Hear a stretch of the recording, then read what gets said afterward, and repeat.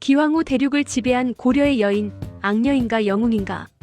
여러분, 우리 역사상 가장 넓은 땅을 다스렸던 여성은 누구일까요?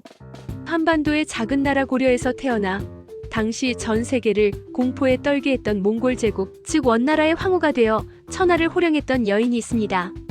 오늘 우리가 만날 인물은 기왕후입니다. 그녀는 공녀라는 이름의 제물로 끌려갔지만 눈물 대신 야망을 선택했습니다.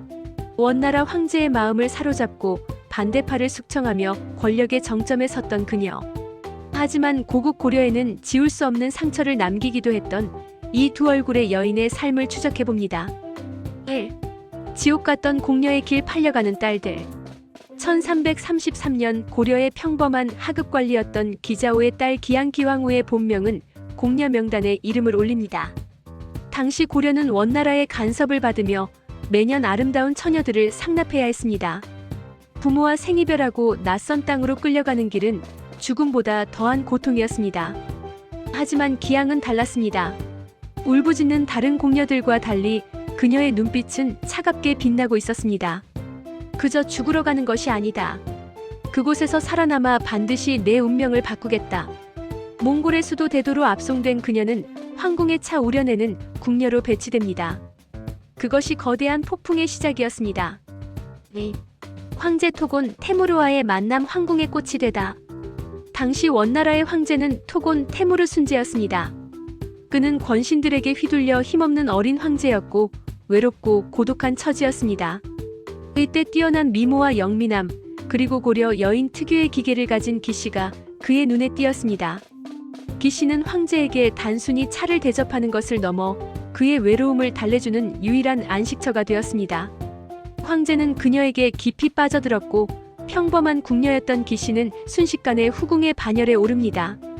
하지만 신분 상승의 대가는 혹독했습니다.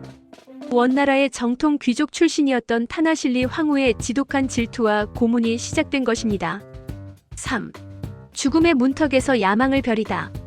타나실리 황후는 기씨를 채찍으로 때리고 고문하며 괴롭혔습니다. 하지만 기씨는 굴복하지 않았습니다. 오히려 그 고통을 견뎌내며 황궁 안의 권력 구도를 파악했습니다. 힘이 없으면 밟히고 힘이 있으면 밟을 수 있다.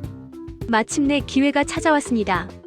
타나실리의 가문이 반란을 꾀하다 몰락한 것입니다. 기씨는 황제의 전폭적인 지지를 얻어 제2황후의 자리에 오릅니다. 고려의 공녀가 대제국의 황후가 된 역사상 유례없는 사건이 벌어진 것입니다. 이제 그녀의 시선은 자신의 아들을 황제로 만들고 제국 전체를 자신의 손아귀에 넣는 쪽으로 향합니다. 대륙을 뒤흔든 치맛바람, 그리고 고려와의 갈등. 제2황후의 자리에 오른 기왕후는 더 이상 예전의 힘없는 공녀가 아니었습니다. 그녀는 황궁의 내명부를 장악하고 전 세계에서 거둬들인 막대한 조공과 세금을 관리하는 자정원을 통해 자신만의 경제적 기반을 구축했습니다. 대륙의 심장부에서 고려 여인의 치맛바람이 매섭게 몰아치기 시작했습니다.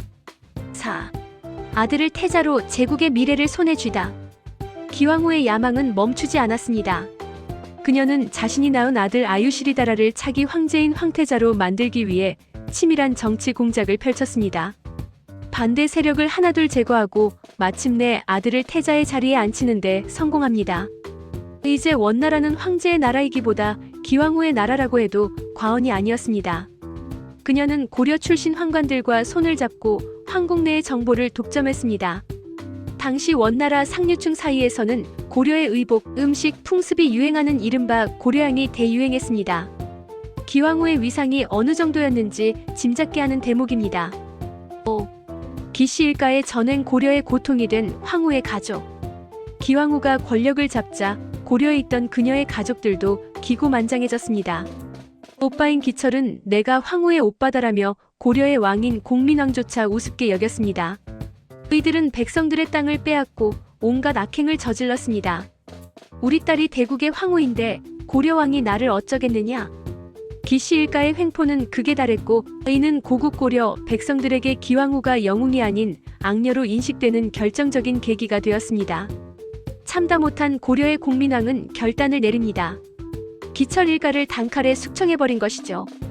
6. 고국을 향한 복수의 칼날. 자신의 가족이 죽었다는 소식을 들은 기왕후는 분노했습니다. 그녀는 원나라의 군대를 동원해 고려를 공격하게 합니다. 자신이 태어난 조국을 향해 대국의 군대를 보낸 것입니다. 하지만 결과는 고려군의 승리였고 기왕후는 체면을 크게 구기게 됩니다. 이 사건으로 그녀는 고려 역사에서 나라를 위협한 반역자라는 지울 수 없는 낙인이 찍히고 맙니다. 무너지는 제국 그리고 사라진 황후. 기왕후가 권력 다툼에 몰두하는 동안 영원할 것 같던 원나라에도 종말의 그림자가 드리우고 있었습니다. 곳곳에서 한족들의 반란 홍건적이 일어났고 몽골의 기상은 사치와 향락 속에 사라진 지 오래였습니다. 7. 대도의 함락과 북쪽으로의 탈출. 1368년 주원장이 세운 명나라 군대가 원나라의 수도 대도를 점령합니다. 기왕후는 황제와 함께 피눈물을 흘리며 북쪽 초원지대로 도망쳐야 했습니다. 화려했던 황궁의 생활은 끝났고 이제 그녀에게 남은 것은 끝없는 사막과 차가운 바람뿐이었습니다. 8. 사라진 기록. 그녀는 어디로 갔나? 기왕후의 마지막은 베일에 쌓여 있습니다. 북원을 세우고 아들이 황제에 오르는 것을 보았다는 기록도 있지만 얼마 지나지 않아 역사 속에서 그녀의 이름은 연기처럼 사라집니다. 경기도 연천에 그녀의 묘가 있다는 전설이 전해져 내려올 뿐 대륙을 호령하던 여인의 최후는 그 누구도 알지 못합니다. 9. 맺은 말. 기왕후, 그녀는 누구였을까요? 이국 땅에서 살아남기 위해 처절하게 투쟁해 권력을 쟁취한 입지전적인 여성이었을까요? 아니면 권력에 눈이 멀어 고국을 공격하고 백성을 도탄에 빠뜨린 희대의 악녀였을까요? 확실한 것은 그녀가 우리 역사상 가장 넓은 영토에 영향력을 행사했던 여인이었다는 점입니다. 그녀의 삶은 우리에게 질문을 던집니다. 생존을 위한 야망은 어디까지 정당화될 수 있는가?